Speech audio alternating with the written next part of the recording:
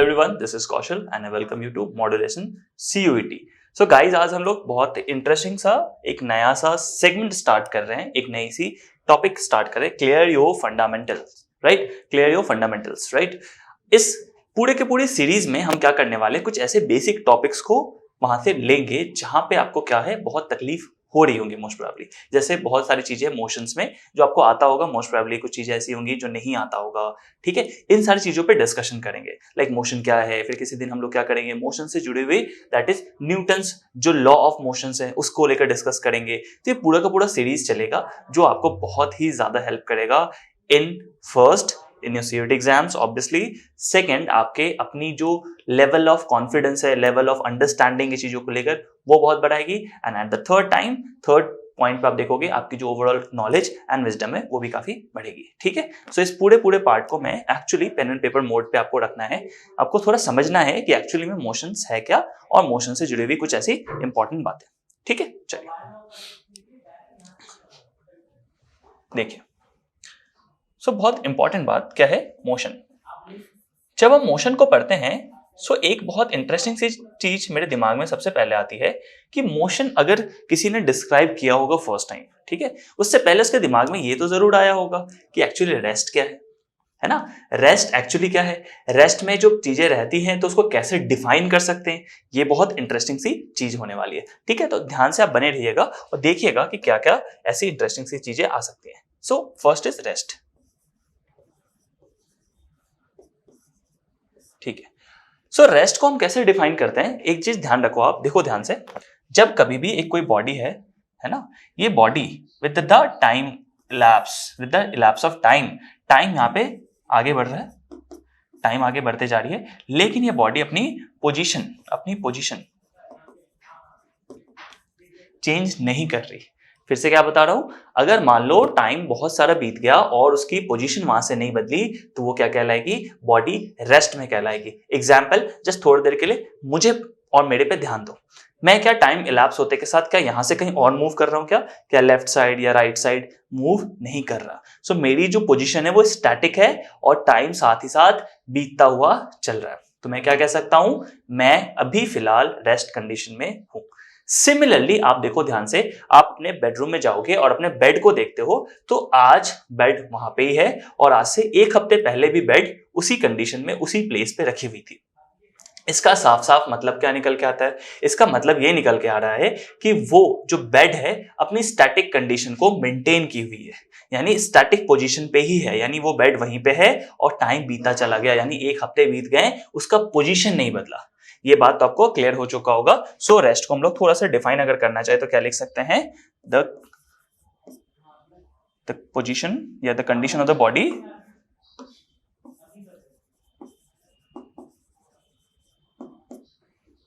the condition of the body where it does not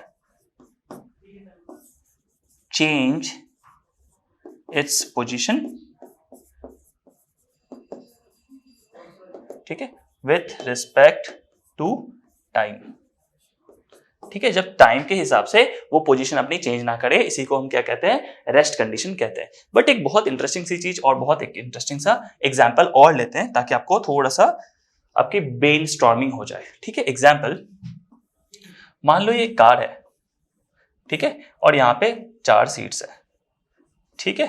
चलो ठीक है। सपोज आप सोच के देखो, आप अपने पूरी फैमिली के साथ क्या कर रहे हो, कहीं पे घूमने जा रहे हो, ठीक है, और ये गाड़ी आगे बढ़ रही है, ठीक है? सो यहाँ पे मान लो एक ड्राइवर सीट है, ठीक है?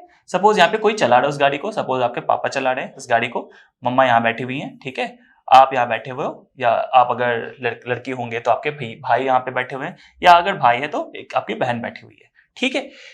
एक चीज सोच के देखो बहुत अच्छे से, क्या जब गाड़ी मूव कर रही थी, ये कार जो है ये मूविंग कंडीशन में है, आगे बढ़ रही है, तो जब ये कार आगे बढ़ रही होगी तो क्या उस कंडीशन में क्या ये चारों लोग एक दूसरे के साथ किसी भी कंडीशन में मूविंग कंडीशन में है, या एक दूसरे के साथ रेस्ट कंडीशन या स्टैटिक कंडीशन में ही है? आप ध्यान से सोचोगे तो कार में हम एक दूसरे को मूव करते हुए नहीं दिखते, कार तो मूव कर रही है, लेकिन at the same time car तो मूव करते के साथ साथ ये सारे लोग एक दूसरे के साथ क्या है, रेस्ट कंडीशन में है, यानी position with respect to time change नहीं हो रहा है जब हम कार के कॉन्टेक्स्ट में देखते हैं चीजों को। ठीक है, इसी जगह पे अगर आप देखोगे कार के बाहर अगर आप चले जाते हो और वहां से उस कार को एज अ सिस्टम देख रहे हो, then you will realise okay this car is moving. So important is कि फ्रेम ऑफ रेफरेंस क्या है, ये बहुत जरूरी है, राइट। फ्रेम ऑफ रेफरेंस जैसे अगर ये कार होती तो कार के रेस्पेक्ट में कोई भी मूव नहीं कर रहा, लेकिन अगर मैं कार को मूव करता हुआ जाता हुआ देखूं, सपोज मैं खड़ा हूं यहां पे और कोई आगे से सामने से यहां से गुजर जाए, तो ऑब्वियस सी बात है क्या दिखेगा मुझे, वो कार मूविंग कंडीशन में दिखेगी, right. So the car is in the motion but the person inside that car will be in the rest condition, क्योंकि वो लोग एक दूसरे के साथ अपने पोजीशंस को चेंज नहीं कर रहे हैं। ठीक है, तो एक इंपॉर्टेंट बात यहां पे समझो, that is frame of reference. Frame of reference के बारे में, ठीक है, फ्रेम ऑफ रेफरेंस के बारे में, जिसके बारे में शायद आपने सुना होगा या कभी ना कभी थोड़ा पढ़ा होगा जिन लोगों ने 11th एंड 12th में फिजिक्स ली होगी। अदरवाइज बाकी जितने भी बच्चे होंगे जिन्होंने फिजिक्स किसी हाल से नहीं पढ़ा होगा, उनको फ्रेम ऑफ रेफरेंस समझने में दिक्कत होगी, क्योंकि 9th 10th में जनरली या तो टॉपिक है भी नहीं और टीचर्स हमें बताते भी नहीं है। ठीक है, सो फ्रेम ऑफ रेफरेंस तो ये हो गया। इसको और एक इंटरेस्टिंग तरीके से मैं समझाता हूं आपको और आप थोड़ा सा देखते रहना अच्छे से। ठीक है, चलो मान लो ये अर्थ है, ठीक है, और ये छोटा सा मून है, right. So this is earth and this is moon. ठीक है, चलो अब एग्जांपल लेता हूं मैं। अर्थ में मान लो एक पोजीशन पे एक इंसान खड़ा है और उसी के पास में कोई मान लो एक और इंसान खड़ा है, ठीक है, that is person 1 and this is person 2। Clear है, पर्सन 1 एंड पर्सन 2, क्या इन दोनों को एक दूसरे के हिसाब से क्या कोई भी कंडीशन में अपने एक दूसरे को मोशन में दिखेगा? कोई अगर एक जगह मैं खड़ा हूं या कोई एक पास मेरे कोई और भी खड़ा है, क्या एक दूसरे को मोशन में दिखेंगे? नहीं दिखेंगे। सो ये मोशन में ना दिखना ही क्या है, रेस्ट कंडीशन है। लेकिन हमें ये इसलिए नहीं दिख रहा बिकॉज ये पूरी अर्थ एज अ सिस्टम क्या कर रही है, खुद में ही रोटेट एंड रिवॉल्व कर रही है, रोटेट एंड रिवॉल्व कर रही है। सो उसके अंदर जो कोई भी होगा, दैट इज मटेरियल या फिर हम इंसान, ये लोग अगर घूमते भी हैं तो हमें सब कुछ रेस्ट में दिखता है। जैसे अगर मैं एक छोटा सा एग्जांपल में घर का, ठीक है, अर्थ पे मान लो एक घर है, कभी आप जब जाते हो अपने घर तो वो घर वहीं मिलता है आपको हमेशा, ऑब्वियस सी बात है वहीं मिलता है, राइट। ये इसलिए मिल पा रहा है बिकॉज हमें अर्थ पे हर कुछ रेस्ट कंडीशन में दिखती है। लेकिन क्या ये अर्थ कभी रोटेट नहीं करती, रिवॉल्व नहीं करती? करती है ना। अगर आप मून पे जाके खड़े होकर देखोगे तो यू विल सी कि अर्थ क्या कर रही है, रोटेट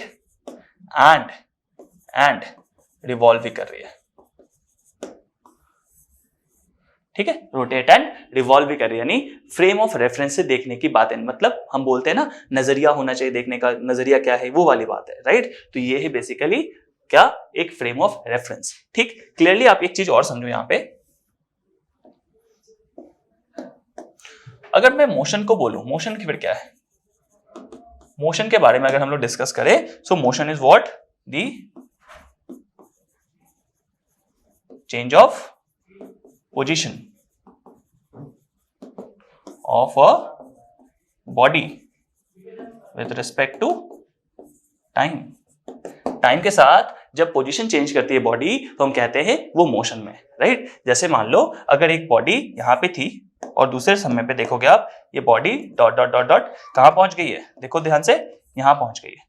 तो अब देखो टाइम क्या था यहाँ पे t1 और यहाँ पे टाइम क्या है, t2 है, यानी कुछ समय बाद, कुछ समय के इलैप्स के बाद ये इसने अपना पोजीशन बदल लिया। यानी पोजीशन बदलना है मतलब एक जगह से दूसरी जगह पहुंच गया, लेकिन टाइम भी साथ में हमेशा चलती है, ये याद रखना। कुछ भी चीजें मूव करे ना करे फिजिक्स में, एक चीज बस बहुत इंपॉर्टेंट है ध्यान रखना कि टाइम कभी नहीं रुकता।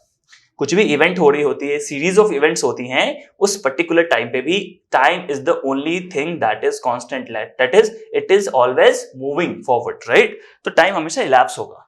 तो ये है बेसिकली मोशन, ठीक है, जिसके बारे में आप लोग इतने दिन से समझते थे, that is rest and motion के बारे में। लेकिन फ्रेम ऑफ रेफरेंस जरूरी है। अगर ट्रेन में कोई बैठा हुआ इंसान है और ट्रेन में अगर बैठा हुआ इंसान एक दूसरे को क्या दिखेगा, रेस्ट कंडीशन में, लेकिन बाहर से अगर कोई उसे देख रहा है तो उसे क्या दिखेगा, क्योंकि ट्रेन मूव कर रही है तो उसे मूविंग कंडीशन में दिखेगा, है ना। तो फ्रेम ऑफ रेफरेंस डिफाइन करना बहुत जरूरी है। मैं कह दूं कि मेरे साथ मेरा एक फ्रेंड है, हम लोग ट्रेन में जा रहे हैं and we are both at the rest, क्योंकि मेरे हिसाब से वो तो पोजीशन चेंज नहीं कर रहा है ना, लेकिन कोई बाहर अगर देखेगा उसे तो वो दिखेगा कि वो कहीं जा रहा है ना। तो फ्रेम ऑफ रेफरेंस मैटर करता है। अगर ट्रेन आपने रख दिया तो वो रेस्ट में सच में है, अगर फ्रेम ऑफ रेफरेंस आपने बाहर अर्थ को रखा, बाहर पोजीशन पे, दैट इज बाहर वाले कंडीशन में, यानी प्लेटफॉर्म पे या कहीं बाहर पे, तो क्या हो जाएगी, वो मूविंग कंडीशन में दिखेगा। क्या क्लियर है चीजें? ठीक है।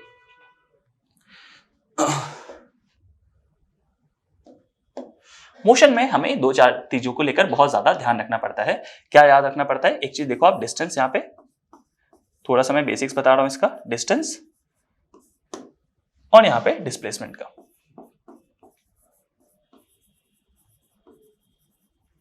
ठीक है, नेक्स्ट क्लास में मैं आपको ऑब्वियसली बहुत अच्छे से क्या करवाऊंगा, कुछ और इंटरेस्टिंग सा टॉपिक करवाऊंगा।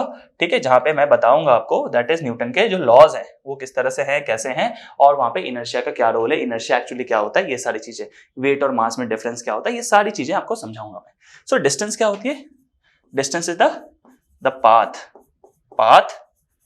ट्रेस्ड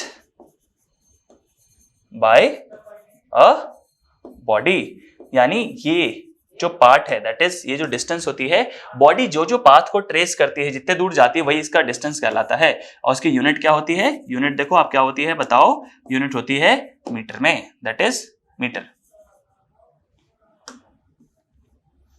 ठीक है, शॉर्ट में लिख लो, मीटर याद रख लो। ठीक है, मीटर होती है। ठीक, और डिस्प्लेसमेंट क्या होती है? That is the shortest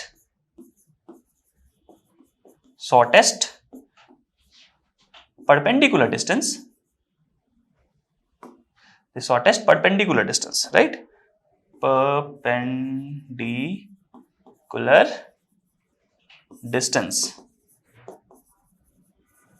the shortest perpendicular distance। मान लो अगर एक बॉडी है, ध्यान रखना यहाँ पे भी यूनिट क्या होती है इसकी, यूनिट मीटर ही होती है, राइट? अब एक बहुत इंटरेस्टिंग सा चीज ध्यान दो, यहाँ पे देखो, अगर मैं कह दूं कि सपोज एक इंसान है, ये रहा उसका घर, हाउस, ठीक है, और ये इसका रहा स्कूल। ठीक है, चलो अब इसने क्या करना स्टार्ट करा, यहां से मूव करना स्टार्ट किया। ये पहले यहां जा रहा है, देखो ध्यान से, पहले इस तरफ गया, फिर आगे गया, फिर आगे इस तरफ से मुड़ गया, फिर एक रास्ता और आया, इस तरफ गया, फिर इस तरफ से जाके, और ये फाइनली जाके कहां पहुंचता है, इस तरह से अपने स्कूल पहुंचता है।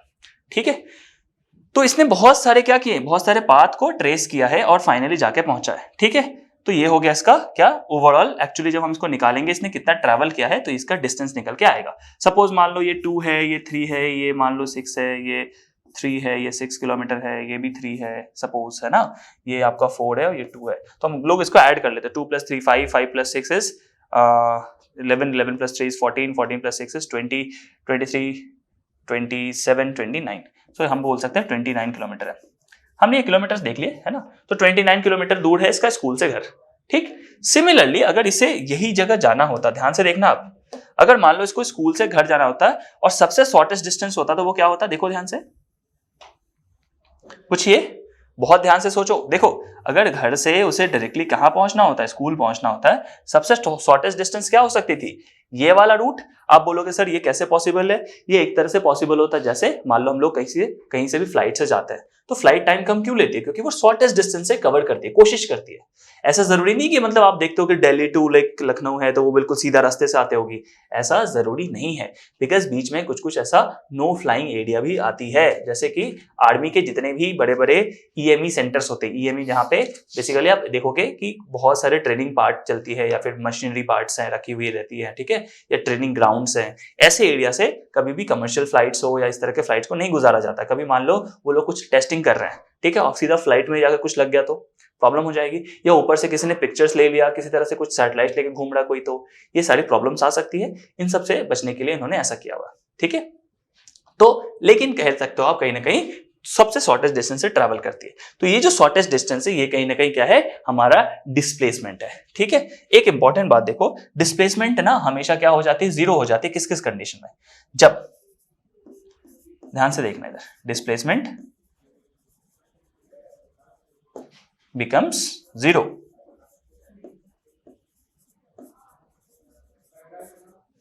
if the initial and final point is same.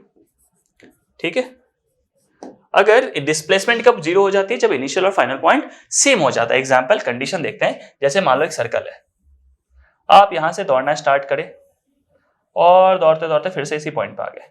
ठीक है, इसी पॉइंट पे वापस आ गए। ठीक, यहां से दौड़ रहे थे और ये पॉइंट से वापस इसी पॉइंट पे आ गए, तो क्या होगा, इनिशियल पॉइंट और फाइनल पॉइंट सेम हो गया। आप सपोज यहां से क्या कर रहे हो, अपने घर से स्कूल जा रहे हो और स्कूल से वापस घर आ जा रहे हो, तो आपका देखो फाइनल पॉइंट क्या है, सेम हो गया। यानी डिस्प्लेसमेंट कहीं ना कहीं फिजिक्स के अकॉर्डिंग क्या हो गया, जीरो हो गया। यानी आपने कहीं ना कहीं डिस्प्लेस नहीं किया, कहीं भी आप गए नहीं हो। Physics is taking you as कि आपने कुछ भी काम नहीं किया है, राइट। हम लोग पढ़ेंगे work is equal to force into displacement होता है। यानी फिजिक्स के अकॉर्डिंग जब डिस्प्लेसमेंट नहीं हो पाती या कहीं हम लोग डिस्प्लेस नहीं हो पाते तब तक फिजिक्स उसे काम नहीं मानता, वर्क नहीं मानता। क्लियर है क्या ये चीजें? ठीक है, सो एक चीज देखो, एक दो यूनिट आपने जरूर पढ़ा होगा, ठीक है, स्केलर एंड वेक्टर, ठीक है, जिसको मैं बाद में एक्सप्लेन करूंगा कभी ना कभी। सो जब कभी भी डिस्टेंस, जैसे डिस्टेंस को हम देखते हैं, यहाँ पे डायरेक्शन का कोई रोल नहीं है, ये किस डायरेक्शन से जा रहा है इससे कोई मतलब है क्या डायरेक्शन को, डिस्टेंस को? नहीं है। सो ये क्या है, एक तरह का स्केलर क्वांटिटी है, स्केलर, जिसमें डायरेक्शन का कोई लेना देना नहीं होता। डिस्प्लेसमेंट में लेना देना है। अगर मान लो मुझे यहां से इस तरफ जाना है, ये शॉर्टेस्ट डिस्टेंस इधर है, तो क्या इधर से ऐसे जा पाओगे? ये तो लॉन्ग लॉन्ग हो जाएगा बहुत। तो हमें यही डिस्टेंस इसी डायरेक्शन में जाना पड़ेगा। Direction is specific. तो ये क्या होता है, जहां पे हमें मैग्नीट्यूड के साथ साथ डायरेक्शन का भी ध्यान रखना पड़ता है, उसे क्या कहते हैं हम लोग, वेक्टर क्वांटिटी कहते हैं। क्लियर है? सो डिस्टेंस ये है, डिस्प्लेसमेंट ये स्केलर क्वांटिटी, जहां सिर्फ और सिर्फ मैग्नीट्यूड से मतलब है, डायरेक्शन से कोई मतलब नहीं। वेक्टर क्वांटिटी में क्या होती है, हमें डायरेक्शन से मतलब होता है। क्या ये बातें क्लियर है? बहुत सिंपल होगा। ठीक है, अब मुझे एक इंटरेस्टिंग सा बात आपको बताना है कि डिस्टेंस एंड डिस्प्लेसमेंट कब सेम हो जाता है। ठीक है, ये बात आप लिखो।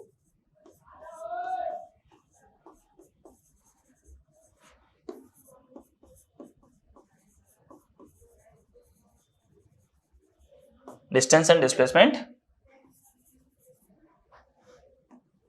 आर नहीं लिखो, is same when the motion is in a straight line। Straight line पे जब कभी भी मोशन होती है तब हमेशा क्या होता है, डिस्टेंस डिस्प्लेसमेंट सेम है। सपोज जब हम लोग रेस के लिए जाते हैं, कभी सपोज स्पोर्ट्स में आप देखते हो, सपोज रेस होने वाला है स्कूल का ही मान लो, तो सपोज ऐसा कुछ ट्रैक बना होता है, देखो ध्यान से, दिख रहा है आपको, है ना, कुछ ऐसे ही ट्रैक होता है। ठीक, अब एक चीज देखो, ये ट्रैक बिल्कुल सीधे है ना, ये बिल्कुल सीधा सीधा ट्रैक्स है ऐसा। ठीक है, ये ट्रैक्स बिल्कुल कैसे हैं, सीधे दिख रहे हैं आपको। ठीक, और ये फिनिश लाइन है। ठीक है, ये फिनिश लाइन है। ऐसे कंडीशन में बताओ मुझे, इस पॉइंट से इस पॉइंट तक शॉर्टेस्ट डिस्टेंस क्या होगा, यही होगा, ऑब्वियस सी बात है। और डिस्टेंस भी क्या होगा, यही होगा। तो जब कभी भी बिल्कुल स्ट्रेट लाइन होती है, स्ट्रेट लाइन होती है, ये स्ट्रेट लाइन के लिए ध्यान रखो, इंपॉर्टेंट है ये, जब कभी भी स्ट्रेट लाइन पे मोशन होती है तो डिस्टेंस एंड डिस्प्लेसमेंट सेम हो जाती है। That is distance and displacement same हो गई। ठीक है, डिस्टेंस एंड डिस्प्लेसमेंट सेम हो गई। क्लियर है? ठीक है, ये बात आपको ध्यान रखना है, डिस्टेंस एंड डिस्प्लेसमेंट सेम हो गई। क्लियर है? चलो एक और टॉपिक हम लोग यहां पे देखते हैं, दैट इज किस चीज की, स्पीड और वेलोसिटी की। ठीक है, स्पीड एंड वेलोसिटी की। देखो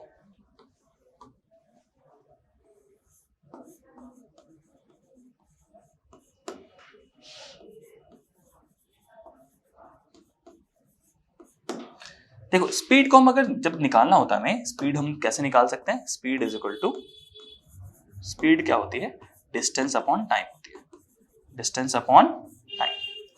ठीक है, टाइम के रिस्पेक्ट में कितना डिस्टेंस ये कवर कर रही है। ठीक है, जितना ज्यादा डिस्टेंस कवर करेगी और जितना कम समय लेगी, ठीक है, उतना ही ज्यादा इसकी स्पीड होने वाली है। ठीक है, चलो ये तो बहुत इंपॉर्टेंट बात था। इससे इंपॉर्टेंट बात यह है कि अगर मान लो मैं कह रहा था आपको कि ये डिस्टेंस, पीछे देखा हमने, ये अगर स्केलर क्वांटिटी है, अगर कहीं ना कहीं जिससे ये आएगा, स्पीड किससे आएगा, डिस्टेंस से। सपोज ये पापा है, पापा से जो बच्चा आता है, यानी बच्चे जो डिराइव होके आता है, वो भी कैसे होंगे, पापा के जेनेटिक्स जैसे। तो अगर ये स्केलर है तो ये भी क्या होना है, स्केलर। यानी स्पीड का यूनिट पहले लिख लो आप, यूनिट क्या होती है, मीटर पर सेकेंड। अभी डिस्टेंस मीटर हमने पढ़ा था, और टाइम का क्या होता है सेकंड, मीटर पर सेकंड, और ये भी क्या एक तरह का स्केलर क्वांटिटी है। ठीक है, यहां पे देखो आप ध्यान से क्या होता है, velocity is equal to displacement.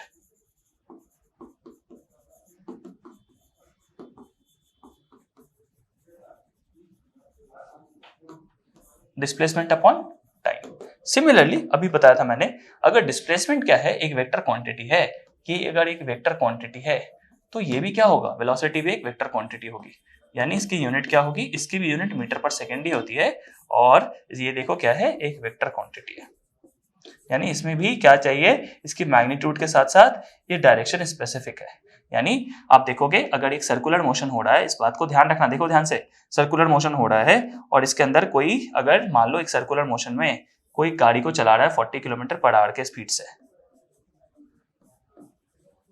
ठीक है, 40 किलोमीटर पर आवर के स्पीड से, अगर मैं स्पीड कह दूं तो इसका डायरेक्शन बदलेगा क्या, नहीं, कोई मतलब नहीं, स्पीड को डायरेक्शन से कोई मतलब है क्या, स्पीड को कोई डायरेक्शन से मतलब है नहीं, ये स्केलर क्वांटिटी है। लेकिन अगर मैं कह दूं 40 किलोमीटर के स्पीड से कोई अगर सर्कुलर मोशन कर रहा है तो एक्चुअली स्पीड सेम हो सकती है, वेलोसिटी सेम नहीं होगी। वेलोसिटी सेम इसलिए नहीं होगी कि बिकॉज हर पॉइंट पे क्या होता है, हर पॉइंट पे यहां देखोगे डायरेक्शन चेंज होता है, इस तरह का डायरेक्शन होता है, ठीक है, इस तरह से डायरेक्शन चेंज होती है। At every point the velocity of an object या of a vehicle will change, ठीक है, इन अ सर्कुलर मोशन में हर पॉइंट पे क्या होती है, ये चेंजेस आती है, ठीक है। होपफुली यहाँ तक आपने बहुत अच्छे से इस चीज को समझा होगा, क्लियर हुआ होगा, ठीक है। इसी तरह से एक और इंटरेस्टिंग सी वीडियोस आते रहेंगे आपके पास, जहां आपको बहुत चीजें सीखने को मिलेंगी, ठीक है। सो हमारा मॉड्यूलेशन 2.0 नाम से जो ऐप है उसको आप डाउनलोड करिए, वहाँ पे जो कोर्सेस हैं उसको आप देख सकते हैं। एंड साथ ही साथ अगर आपको ये वीडियोस अच्छे लग रहे हैं तो प्लीज हमें लाइक एंड सब्सक्राइब करिए एंड वीडियो को शेयर भी करिए। Thank you.